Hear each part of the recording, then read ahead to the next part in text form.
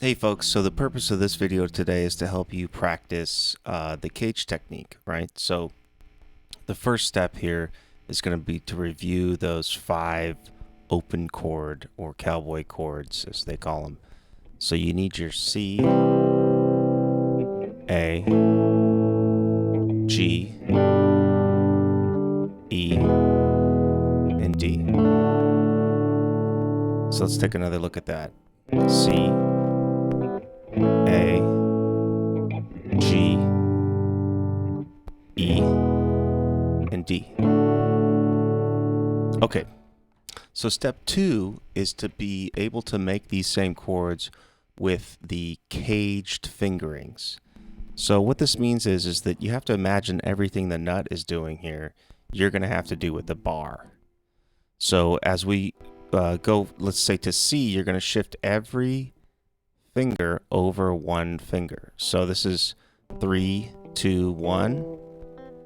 On the fretting hand is going to become 4, 3, 2. And that alone in the beginning can be kind of tricky. On the A, instead of 1, 2, 3, it's going to be 2, 3, 4. It's a little easier. On the E, on the G, instead of 1, 2, 3, it's going to be 2, 3, 4. And then on the E, instead of 1, 2, 3, it's going to be 2, 3, 4.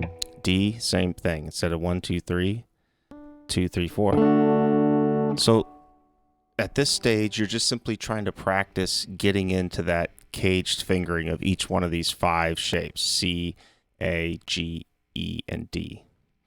So C, caged fingering, A, G, E, and D. Great. So you might have to stop it here and just work on getting into each one of those. And the way to do that is you're going to just practice shifting. Maybe set a metronome: 1, 2, 3, 4. 1, 2, 3, 4. 1, 2, 3, 4. 1. Does that make sense? And so on and so forth with each one of these shapes. Great. So you've made it this far. That means you're ready to try the next step on this. So the next step is to take just C in its 5 positions. C, the A position of C, the G position of C, which is off the 8th fret. Now you don't have to do this whole chord. You can just do the top, or you can just do the bottom, as long as you can see that.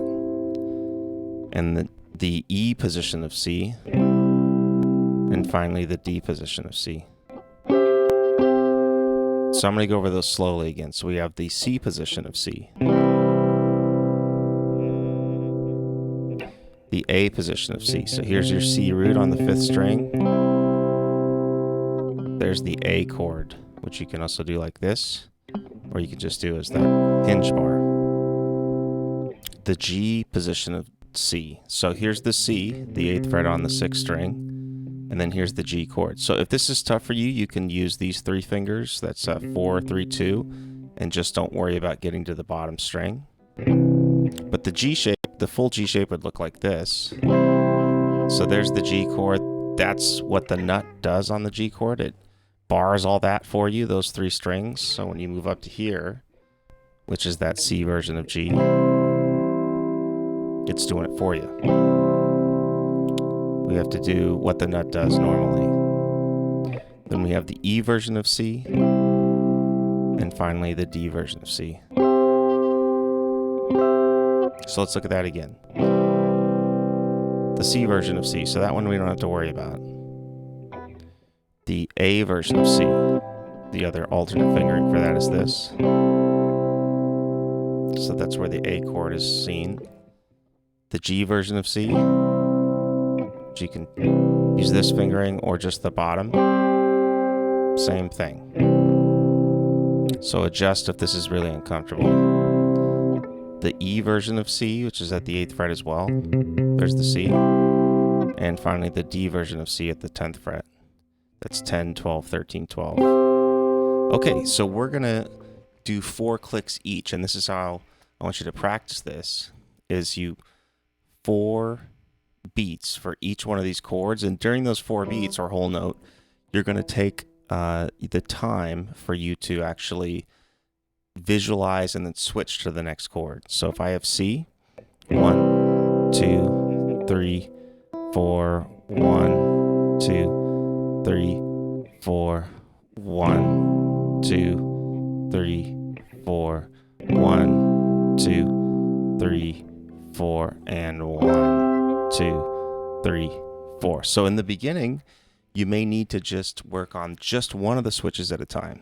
So that's going to be 1, 2, 3, 4, 1, 2, 3, 4, 1, 2, 3, 4, 1, 2, 3, 4. So that's just that first C version of C and the C with the A chord shape version of C.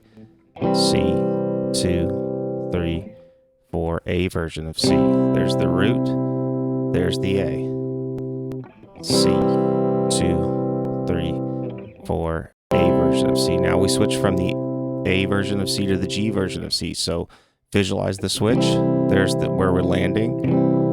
That's 8, 7, 5, 5, 5, or if you can make it there, 5. Did you hear that? That was a Boston 5. Sorry. C, 2, 3, 4, C, 2, 3, 4, C, 2, 3, 4, C, 2, 3, 4. Good. Now, if we switch from this G version of C, 2, 3, 4, to the E version of C. This should be, if you've done your root on 6th power chords, this should be pretty normal. 2, 3, 4, C, 2, 3, 4, C, 2, 3, 4. And the last one is C, 2, 3, 4. And then this D version of C. Now, you don't actually need to do this whole stretch. You can just do this bottom piece on this one, because this is the part that's going to be important if you're doing that.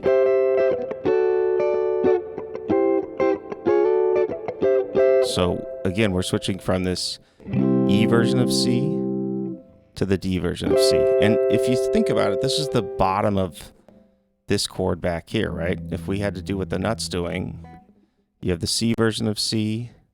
This is the bottom of that. It's like what's done on the 1st, 2nd, and 3rd strings, all the way up here at the 12th fret.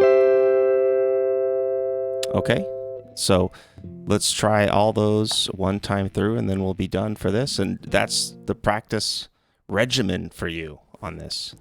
So we have C, 2, 3, 4, A version, back. Let's go to the G version now. So from the A version of C to the G version of C. The A version of C to the G version of C. The G version of C to the E version of C. 3, 4, G, 2, 3, 4, E version of C. 3, 4. The E version of C, that's the E shape right there. There's the C note to the D version of C. Back to the E version of C to the D version of C. So I strongly advise you to use a metronome when you're doing this. And this is just going to get, it's just going to open up your playing ability, just lock, stock, and barrel, root and branch, as they say. So if you put 5 minutes into this, you're going to get a massive, massive return on it. So enjoy. And I can't wait to do this in other keys with you and move on to the next frontier.